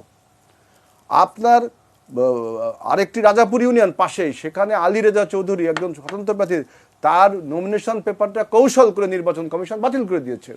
সুতরাং বিভিন্নভাবে তো আপনি আনকন্টেস্টেড হচ্ছেন, সরকার জোরপূর্বক। এদেশে যদি আপনি টিএন সেশনের মতো নির্বাচন কমিশন আনেন, টিএন সেশন ভারতে এই উপমহাদেশের বিখ্যাত একজন নির্বাচন কমিশন, আমাদের এই উপমহাদেশের টিএন সেশন সবাই নাম শুনেছেন, তার মতো নির্বাচন কমিশন আনলে সম্ভব না, কারণ এই সরকার গণতান্ত্রিক সরকার না। আপনি জানেন এই গণতান্ত্রিক সরকার বিরোধী দলকে কনফারেন্সে নিয়ে আসে। আপনি যে সরকার বলে বিরোধী দল নির্বাচনে আসুক না নির্বাচন করুক, বিরোধী দল রাজনৈতিক মিছিল করতে পারে কিনা, মিটিং করে, এটা আমার দেখার দরকার নেই। সুতরাং সেই সরকারকে আপনি ফ্যাসিস্ট না বলে কি বলবেন, যেখানে বিরোধী দলকে কনফারেন্সে আনার জন্য আপনি জানেন যে 72-এ যখন শেখ মুজিব দেশে ফিরে আসে, তখন ঢাকা বিশ্ববিদ্যালয়ের অধ্যাপক আব্দুর রাজ্জাক স্যার বলেছিলেন, প্রবীণ অধ্যাপক doctor Abdur Razzaq, doctorate degree নাম, আব্দুর রাজ্জাক স্যার বলেছিলেন যে জাতীয় অধ্যাপক, তিনি বলেছিলেন যে শেখ তুমি কতগুলো সিট বিরোধী দলকে দিবা। কংগ্রেস যখন প্রতিষ্ঠিত হয়েছিল, জওহরলাল নেহরু কিন্তু বল্লভভাই প্যাটেলকে বলছে কতগুলো বিরোধী দল কে হবে। অর্থাৎ বিরোধী দলের যে গণতন্ত্রের যে অবস্থানটা, সেই অবস্থান তো তারা স্বীকার করতে চায় না যে বিরোধী দলের একটি অবস্থান আছে। আপনি দেখেন যে নির্বাচন, আপনি দেখেন যে বাংলাদেশে সব কিছু একটা নির্বাহী আদেশের অপেক্ষায় থাকে, সব কিছুই। এখানে জুডিশিয়ারি বলেন আর পার্লামেন্ট বলেন।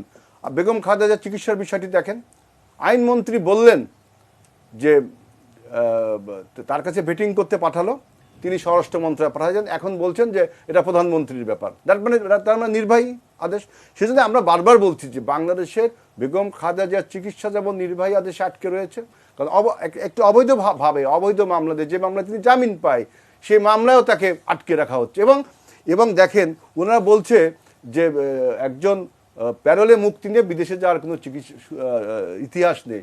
আমাদের বর্তমান যে আওয়ামী লীগ নেত্রী শেখ হাসিনা, তিনি কি 2008 সালে প্যারোলে মুক্তি নিয়ে চোখের চিকিৎসা করাননি এই ফখরুদ্দিন মইনুদ্দিনের কাছ থেকে?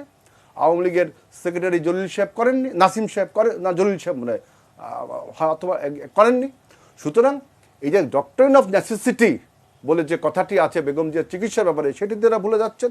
একই সাথে যে বিরোধী দলকে কনফারেন্সে আনার জন্য আপনার সরকারি দলের যে উদ্যোগ, সে উদ্যোগ তো কোনো চোখে পড়েই না, বরং বিরোধী দলকে দমন পীড়নের মধ্যেই রেখেছে।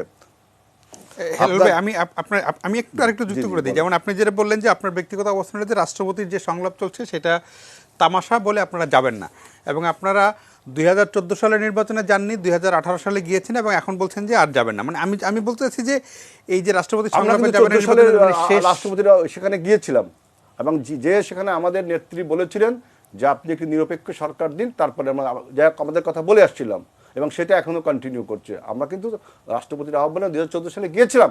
আমি বলতে চাচ্ছি যে এই আপনাদের যে রাজনৈতিক অবস্থান, এটার আমি বলতে চাচ্ছি যে এটার শেষ কোথায়, মানে কোথায় গিয়ে এই সমস্যার সমাধান হবে? শুনুন, আমাদের ভারপ্রাপ্ত চেয়ারম্যান বর্তমান তার একটা কথা বলেছেন যে ফয়সালা হবে রাজপথে। রাজনীতি কখনো আপনার এই টেবিলে কিছু আলোচনা হয়, কিছু সংলাপ হয়, এটা ঠিক, কিন্তু রাজপথে যখন আমরা বৃহত্তর জনগোষ্ঠী নেমে আসবে এই সরকারকে নো কনফিডেন্সে, তখনই এটা একটা সমাধান হবেন। কখন নামবে এইটা বিষয়ে কোনো কথা বলতেছে না উনি।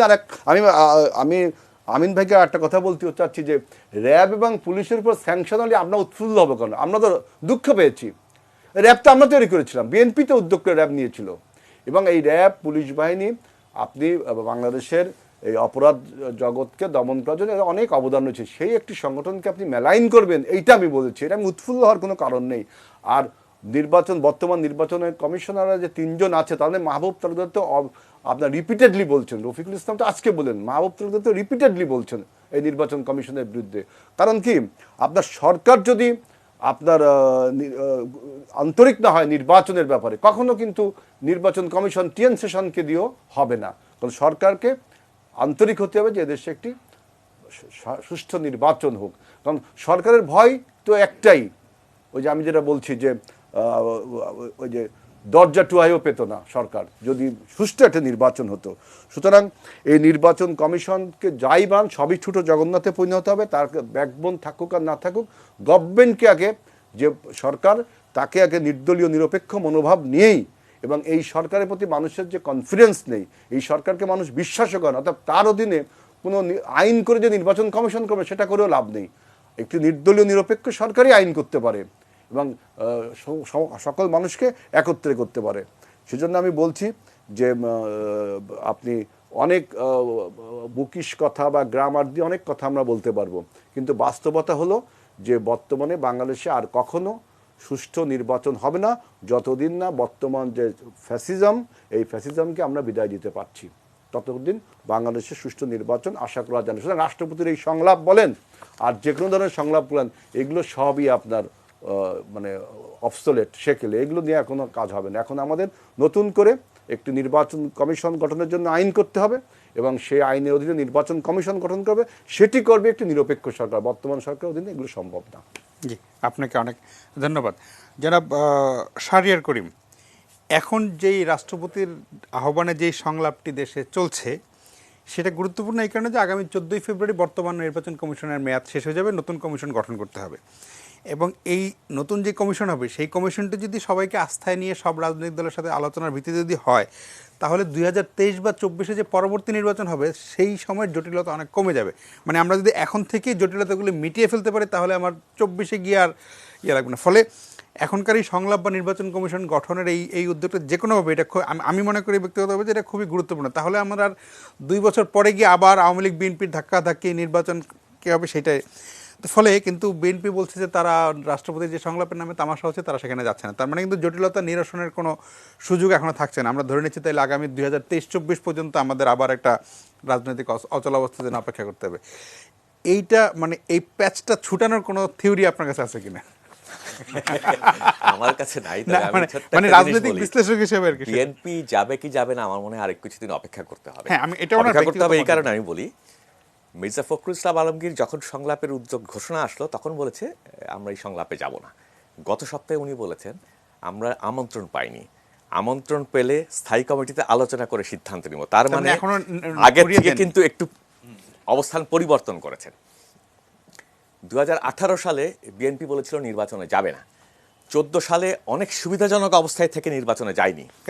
তাদেরকে প্রস্তাব দেওয়া হয়েছিল মন্ত্রিসভায়, স্বরাষ্ট্র মন্ত্রণালয়ে দেওয়া হবে, অনেক সুবিধাজনক অবস্থায় ছিল। কিন্তু না শুধু সেটা 2018-তে 2014 সালের আগে কিন্তু ওই যে 5টি সিটি কর্পোরেশনে বিএনপি জিতেছিল এবং সেটা মাঠ পর্যায়ে তাদের অনেক এগিয়ে ছিল। জি, কিন্তু 2018-তে অনেক বেকায়দায় থেকে তারা শেষ মুহূর্তে সিদ্ধান্ত নির্বাচনে গেছে। এখন ধরেন মানে নির্বাচন নিয়ে আপনি ধরেন কালকেও যদি আওয়ামী লীগ বিএনপি একটা সমঝোতায় আসে এবং দুই দলের সম্মতিতে একটা নির্বাচন কমিশনও হয়, নির্বাচন হবার পরে যে হারবে সে নির্বাচন নিয়ে প্রশ্ন তুলবে। সেটা বাংলাদেশের একটা সমস্যা, বড় সমস্যা।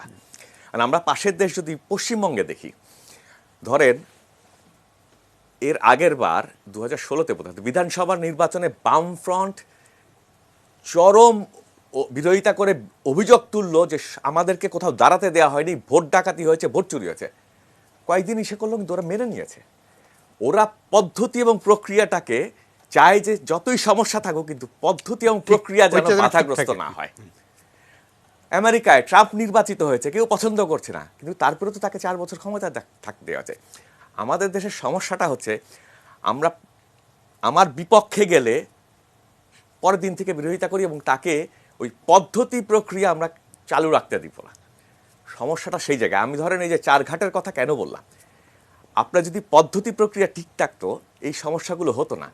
নির্বাচন কমিশনে কে বসলো অবশ্যই ব্যক্তি একটা বড় ব্যাপার, কিন্তু আপনি যদি পদ্ধতি প্রক্রিয়াটা ঠিক করেন, এই নির্বাচন কমিশন যদি কিছু করার দরকার নেই, এই কতগুলো 2-1টা জিনিস যদি তারা একটু দেখতো যে সমস্যাটা কোথায়, অনেক কিছু ঠিক করে ফেলতে পারতো। আবার ধরেন মাহবুব তালুকদার যেই কাজটা করেন সেটাও আবার ঠিক না, আমার ব্যক্তিগত মত। উনি তো একটা শপথ নিয়েছেন নির্বাচন কমিশনের, এটা তো রাজনৈতিক দল না আমি বাইরে গিয়ে মাঠে গিয়ে আমি বিরোধিতা করব। তাকে যদি বিরোধিতা করতে হয় কমিশনের বৈঠকে এসে তিনি বিরোধিতা করবেন, তিনি দ্বিমত দিবেন, নোট অফ ডিসেন্ট দিবেন, আর তার যদি সমস্যা থাকে উনি পদত্যাগ করে চলে আসবেন। সমস্যাটা হচ্ছে আমরা নির্বাচন কমিশনকে একটা রাজনৈতিক প্রক্রিয়ার মধ্যে, মানে রাজনৈতিক দলের মতো আচরণ করার, মানে উনি রাজনীতিকদের মতো আচরণ করছেন আর বাকিরা সরকারি চাকরিজীবীর মতো আচরণ করছেন। সমস্যাটা সেই জায়গায়। এখন ধরেন আপনি যেই প্রশ্ন করছেন যে এটা কোনো ফর্মুলা, কোনো সূত্র আছে কিনা, এটার ফর্মুলা সূত্র নেই।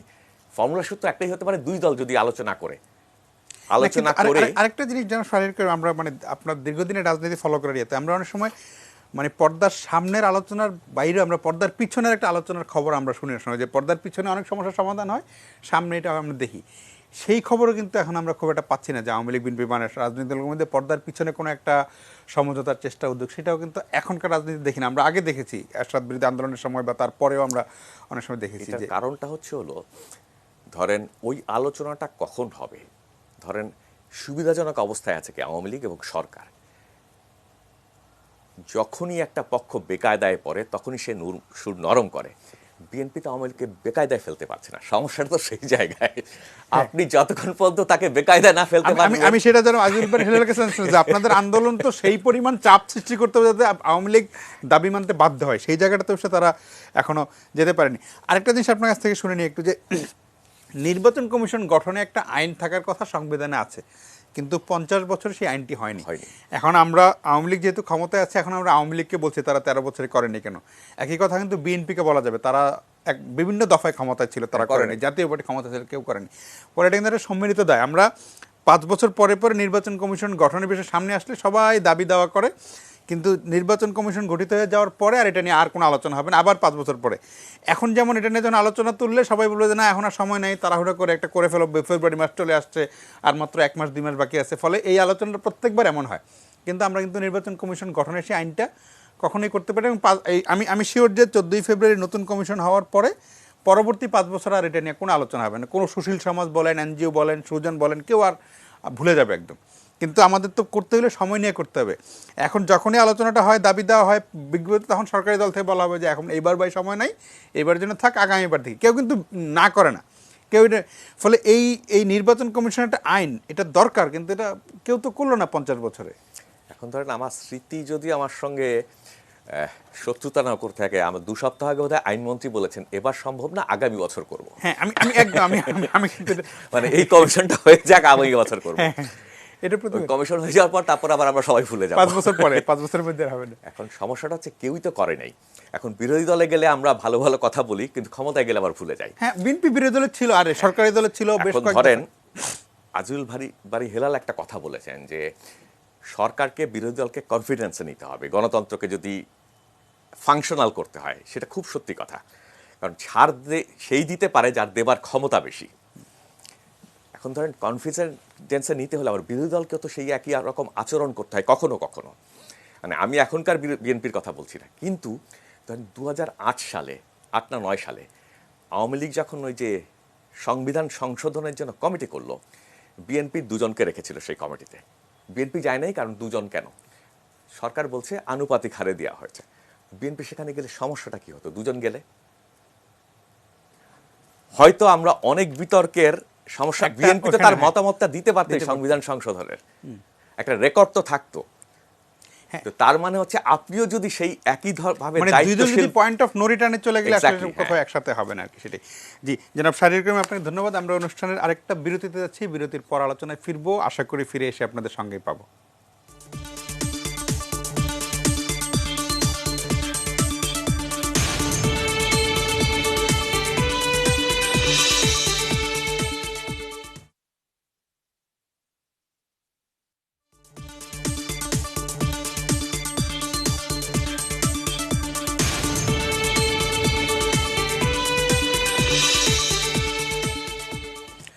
প্রিয় দর্শক, ফিরে এলাম আলোচনায়। কথা বলছিলাম নির্বাচনের আসলে নানা দিক নিয়ে। শেষ পর্যন্ত আলোচনাটা নির্বাচনী প্রক্রিয়া থেকে ঠেকেছে। জনাব আমিনুল ইসলাম আছেন। আমরা অনুষ্ঠানের শেষ প্রান্তে চলে এসেছি। আপনার কাছে আমি একটা মোটা দাগের করি যে আলোচনাটা যেখানে গেল, যে রাষ্ট্রপতির যে সংলাপ করছেন সেই সংলাপে বিএনপি যাবে কি যাবে না এখনো সিদ্ধান্ত নেয়নি। আজিজুল বারী হেলালের সর্বশেষ তাদের যে রাজনৈতিক অবস্থান সেটাতে থাকলে তারা না যাওয়ারই কথা। যদি না যান তাহলে ধরেন নির্বাচন কমিশন গঠনের ব্যাপারে তাদের ইয়ে না হলে এই জটিলতা আগামী অনেকদিন পর্যন্ত যাবে। আমি বলতে চাইছি যে এই জটিলতাটা, যেটা শাহরিয়ার করিমের কাছে জানতেছিলাম, যে এই জটিলতাটা রাজনীতির নিরসন না হলে তো মানে অনেক দিন ধরে চলবে। রাজনীতিতে সবাই মিলে যেটা যে আস্থা নেওয়ার কথা, বিরোধী দলকে আস্থা নেওয়া বা বিরোধী দলেরও সরকারি দলের সাথে আলাপ আলোচনার কথা, সেটা কিন্তু আজিজুল বারী হেলাল বিরতির আগে যেটা বলছিলেন যে ফয়সালা হবে রাজপথে তাদের রাজনীতি কথা, আসলে অবস্থাটা কি? আপনার কোন জায়গাটা আপনি কোট করেছেন যে আপনার আসলে এখন সামনের দিনগুলিতে রাজনীতি কোথায় যাবে? দেখুন, রাজপথে ফয়সালা হবে কি হবে না, সংলাপে তারা যাবে কি যাবে না, এই বিষয় নিয়ে যারা শাহরিয়ার করিম এবং কামরুল ভাই কথা বলেছেন। আমি তার আগে আরেক নির্বাচন বিরোধী দলগুলিকে আস্থায় নেওয়া সেই প্রসঙ্গে আমি আসছি। তার আগে একটু বলে নেই, জনাব আজিজ বারী হেলাল যে একটা তথ্য দিয়েছেন যে প্যারোলে মুক্তি নিয়ে মাননীয় প্রধানমন্ত্রী সহ অনেকেই বিদেশে ট্রিটমেন্ট করতে গিয়েছিলেন। আমি তার জ্ঞাতার্থে এটা জানাতে চাই খুব বিনয়ের সাথে যে প্যারোলে মুক্তি নিয়ে যারা বিদেশে গিয়েছিলেন তারা একজনও সাজাপ্রাপ্ত আসামি ছিলেন না। কনভিক্টেড আসামি আর নর্মাল গ্রেফতার হওয়া আসামির মধ্যে পার্থক্যটা জনাব আজিজুল বারী হেলালের না বোঝার কথা নয়। কারণ তিনি দীর্ঘদিন ছাত্র রাজনীতি করে আজকে বিএনপি মতো দলের এই জায়গায় আছেন। তো এইভাবেই এবং আরেকটি কথা তিনি বলেছেন, বিষয়টা আমিও ঠিক বুঝিনি একটু নেটওয়ার্ক সমস্যার কারণে, যে উনি সম্ভবত ভারতের একজন নেহরু বা কার একটা উদ্ধৃতি দিয়ে বলেছেন যে বিরোধী দলকে কয়টা সিট দিবে। এই যে বিরোধী দলকে কয়টা সিট দিবে বা সরকারি দল কয়টা সিট পাবে, এই সিদ্ধান্ত নেওয়ার মালিক তো নির্বাচন কমিশনও নয় অথবা কোনো সরকার নয়, এই সিদ্ধান্ত নেওয়ার মালিক তো জনগণ। এখন যদি জনগণের সম্ভাবনাকে পাশ কাটিয়ে আপনি বিরোধী দলকে কয়টা সিট দেওয়া হবে সেই সিদ্ধান্ত নেন, তার মানে তো এটা ম্যানিপুলেটেড নির্বাচন। সুতরাং আমি মনে করি না এই কথাটা যে বলুক উনি গণতন্ত্রের জন্য কিছু বা ভালো কিছু বলেছেন, সেটা আমি মনে করি না। এরপরে আসছি আমি যে মূল যে বিষয়টা আপনার কিন্তু জনাব আজিজুল বারী হেলাল বা এবং বিএনপি যারা বলছে যে মানে বর্তমান সরকারের অধীনে তারা কোনো নির্বাচন সুষ্ঠু হচ্ছে না, আমি তারা যেতে চান। সেই জায়গায় আসছি। এবং উনি যেটা বলেছেন যে ফয়সালা রাজপথে হবে, তো রাজপথে ফয়সালা করার জন্য কি করা দরকার সেটা নিয়ে যেহেতু জনাব মঞ্জুরুল করিম, শাহরিয়ার করিম এবং বলেছেন, আমি ওইটা নিয়ে আর কথা বলতে চাই না। এটা তো রাজপথে ফয়সালা হবে কি হবে না সেটা তো রাজপথের যারা মালিক জনগণ তারাই সিদ্ধান্ত নেবে। আমি তো মুখের কথাই রাজপথে আগুন ঝরাতে পারবো না অথবা মানুষকে নামাতে পারবো না, যেটা বিএনপি পারছে না। হ্যাঁ, বাট আমি আসতে চাই যে বিরোধী দলকে আস্থা নেওয়ার বিষয়টা। এরপরে আমি নির্বাচন কমিশনের দিয়ে একটু কথা বলে আমার বক্তব্যটা শেষ করবো। ধরুন, বিরোধী দলকে আস্থা নেওয়া, হ্যাঁ অবশ্যই সরকারের দায় আছে। আচ্ছা দেখুন তো, এটা সম্ভবত হয়তো শাহরিয়ার করিম সাহেব অথবা কামরুল ভাই তার আলোচনায় বলেছেন যে বিরোধী দলকে আস্থা নেওয়ার মতো কি কাজ বিরোধী দল করছেন। আমি যদি 2014 সালের নির্বাচনের আগের কথা বলি, আপনার নিশ্চয় মনে থাকার কথা, তখন বিরোধী দলের নেত্রী বেগম জিয়া একটা হুঙ্কার দিয়েছিলেন যে 24 ঘন্টার মধ্যে যদি সরকার আলোচনার প্রস্তাব না দেয় তাহলে রোববার থেকে হরতাল। মাননীয় প্রধানমন্ত্রী তার এই হুমকি পাওয়ার পরে উনি মানুষ কি মনে করবে, আওয়ামী লীগ দুর্বল হয়ে গেছে কি ভাববে কিনা, সেই বিবেচনা না রেখে দায়িত্বশীল একজন প্রধানমন্ত্রী হিসেবে তিনি বেগম জিয়াকে টেলিফোন করেছিলেন, আপনাদের নিশ্চয় মনে আছে। এবং তিনি কিন্তু সে কল ব্যাক করেনি, সেটাও আমাদের মনে আছে। ইভেন উনি সন্ধ্যা 7টায় মাননীয় প্রধানমন্ত্রী দ্বিতীয়বার ফোন করে কি কথা বলেছেন সে লম্বা ফিরিস্ত আমি দিচ্ছি না। কিন্তু এই কাজগুলো তো বিরোধী দলকে আস্থায় নেওয়ার জন্য করা হয়েছিল। কিন্তু তার বিনিময়ে আমরা কি দেখলাম? তার বিনিময়ে আমরা দেখলাম নির্বাচন প্রতিহত করার নামে 530টি স্কুলকে জ্বালিয়ে দেওয়া হলো, 165 জন মানুষকে হত্যা করা হলো নির্বাচন প্রতিহত করার নামে। এই তখন বিরোধী দলের রাজনীতি। তখন আপনাকে চিন্তা করতে হবে, আপনি কি বিরোধী দল, আপনি কি আওয়ামী লীগের প্রতিদ্বন্দ্বী নাকি আওয়ামী লীগের শত্রু? আমি 2004 সালের 21 আগস্টের ঘটনা যদি সামনে নিয়ে আসি, আমি 92 সাল থেকে 15 আগস্ট কল্পিত জন্মদিন পালনের উৎসব যদি আমি সামনে নিয়ে আসি, অথবা 2004 সালের এই ভয়ঙ্কর ন্যাক্কারজনক ঘটনার পরে পার্লামেন্টে তখনকার প্রধানমন্ত্রী যে বক্তব্য, যে তাচ্ছিল্য করে বলেছিলেন ওনাকে আবার মারবে কে, দেখুন নিজে ভ্যানিটি ব্যাগি করে গ্রেনেড নিয়ে গেছিল কিনা, এগুলো যদি বিবেচনা আনি, তারপরেও দেখেন আমরা বিরোধী দলকে আস্থায় নেওয়ার জন্য একটা মানবিক কাজে এত কিছুর পরেও মাননীয় প্রধানমন্ত্রী যখন বেগম জিয়ার ছোট সন্তান কপুর অকালীন মৃত্যু হলো, হ্যাঁ, তিনি সেখানে গিয়েছিলেন, তাহলে বিরোধী দল মাননীয় প্রধানমন্ত্রীর সাথে অথবা তার প্রধান রাজনৈতিক দলের সাথে কি আচরণটা করেছিলেন? আচ্ছা, তারপরে 2018 সাল, 2018 সালেও আমরা জনাব দেখলাম আমিনুল যে ইসলাম, আমাদের মাননীয় সময় ফুরিয়ে আসছে, আপনি একটু দ্রুত ফর্মুলেট। জি আমি শেষ করছি। হ্যাঁ, আমরা দেখলাম যে মাননীয় বিরোধী দলও কিন্তু আমরা সব তখন দেখেছি যে মাননীয় প্রধানমন্ত্রী সবাইকে গণভবনে ডেকেছিলেন এবং সেখানে তারা ইলেকশন পার্টিসিপেটও করেছেন। তারপরে আমরা দেখলাম বিএনপির পক্ষ থেকে যে টেলিভিশনে বিভিন্ন জায়গায় মিডিয়ায় যে আমি লন্ডনে টাকা দিলাম, আমি নমিনেশন পেলাম না, 3-4 জন করে প্রার্থী। তাহলে এই যে বিরোধী দলকে আস্থায় কিভাবে নিতে পারে? আরেকটা বিষয় বলি, ধরুন যে আপনার নিশ্চয় মনে আছে আমরা কোন দেশে, এই যে একটু আগে আমেরিকা এবং ভারতের রাজনীতি উদাহরণ টানা হলো, আমেরিকা এবং ভারতের রাজনীতির প্রেক্ষাপট কি, বাংলাদেশের রাজনীতির প্রেক্ষাপটটা কি? সেখানে কি বিরোধী দলকে অথবা একজন নেত্রীকে হত্যার জন্য রাষ্ট্রীয়ভাবে 21 আগস্ট গ্রেনেড হামলা পরিচালিত হয়? ডেফিনেটলি হয় না। সেখানে কি একজন নেত্রী যদি কারো বাসায় রুগী দেখতে যায়, তাকে কি দরজার সামনে 8 ঘন্টা আটকে রাখা হয়? এই বিষয়গুলো আমাদের মাথায় নিতে হবে। সুতরাং নির্বাচন কমিশনের পক্ষে আমি এখানে সাফাই গাইতে আসিনি, নির্বাচন কমিশনের ব্যর্থতা নেই সেটা যদি আমি বলি সেটাও ঠিক হবে না। কিন্তু নির্বাচন কমিশন আমাদের দৃষ্টিটা আরেকটু প্রসারিত করতে হবে। নির্বাচন কমিশন কিন্তু একটা গণতন্ত্রের বা রাজনীতির একটা পার্ট, অবশ্যই গুরুত্বপূর্ণ পার্ট। যদি ওই রাজনীতির বেসিক জায়গাটা আমরা ঠিক করতে না পারি, নির্বাচন কমিশনকে এককভাবে যতই আপনি দোষারোপ করেন না কেন, আপনি এখানে টিএন সেশনের মতো নির্বাচন কমিশন পাওয়াটা আমাদের দুষ্কর। কারণ নির্বাচন কমিশন গণতন্ত্র বা রাজনীতির একটা গুরুত্বপূর্ণ পার্ট। ওই রাজনীতিরও যদি আমরা ঠিক করতে না পারি, যদি আমরা বন্দুকের যদি ক্ষমতা দখলে রাজনীতি করতে চাই, সেটাকে আপহোল্ড করি, যদি আমি বিরোধী দল নেতাকে জনাব আমিনুল ইসলাম, শেষ করতে হবে, আমাদের সময় ফুরিয়ে গেছে। জি নিঃশেষ করার জন্য যদি আমরা রাজনীতি করি, তাহলে সেখানে সরকার দলের এবং বিরোধী দলের আস্থার সংকটটা কার কারণে দূর হচ্ছে না সেটাও আমাদের মাথায় রাখতে হবে। যদি সেটা আমরা মাথায় রেখে আত্মসমালোচনার জায়গায় দাঁড়াতে পারি, তাহলে আমি মনে করি অনেক সংকট উত্তরণ করা সম্ভব। না হয় আমরা যতই কথা বলি সব অরণ্য রোদনে পরিণত হবে। জি জি জনাব আমিনুল ইসলাম, আপনাকে ধন্যবাদ এবং প্রিয় অতিথি যারা ছিলেন সবাইকে ধন্যবাদ। প্রিয় দর্শক, আপনারাও ভালো থাকবেন।